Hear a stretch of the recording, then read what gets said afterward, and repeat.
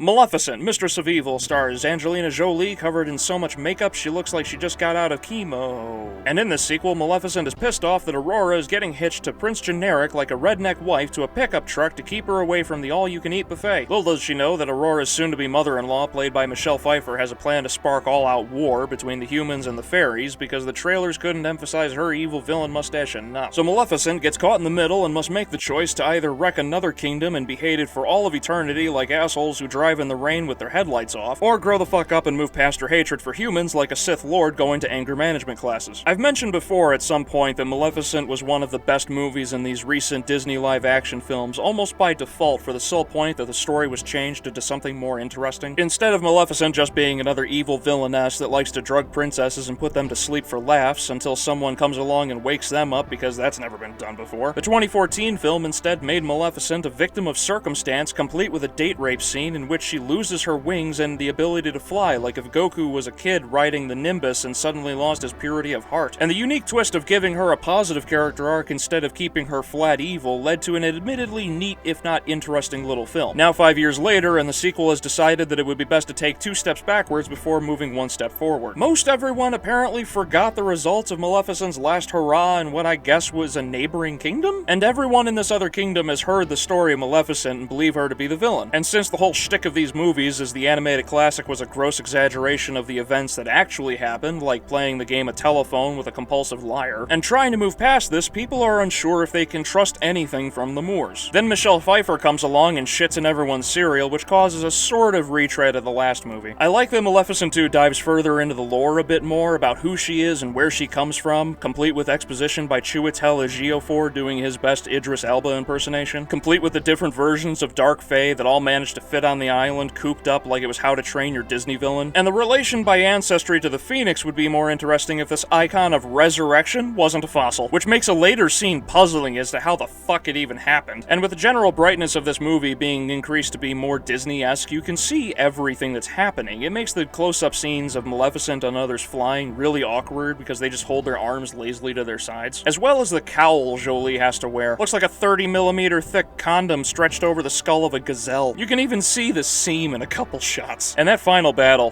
whew, it does not hold up to scrutiny after letting my opinion marinate. You would think the Ents would make like a tree and get the fuck out of there. And the Dark Fae flying towards the coast slower than syrup trickling down the side of an iceberg kinda kills any and all tension. That is until Maleficent comes along and Daenerys is everything, and then the wedding happens. And yes, the hard cut in tone is exactly as it sounds. So I guess the Dark Fae are just alright with their friends being turned into ash not a literal 5 minutes ago, but hey, we have to cram in that fairy tale ending somewhere, so open up wide, choo-choo, here comes the airplane. Maleficent, Mistress of Evil is not as good as it could have been. The acting is fine, the special effects are good and make me wonder where we'll be 10 years from now. The additions to lore are great, but the story doesn't quite work for me. Unnecessary retreads in a few places and everything starts to fall apart by the end and breaks down logically like you're trying to explain how Gamera doesn't throw up all over the place when he's flying.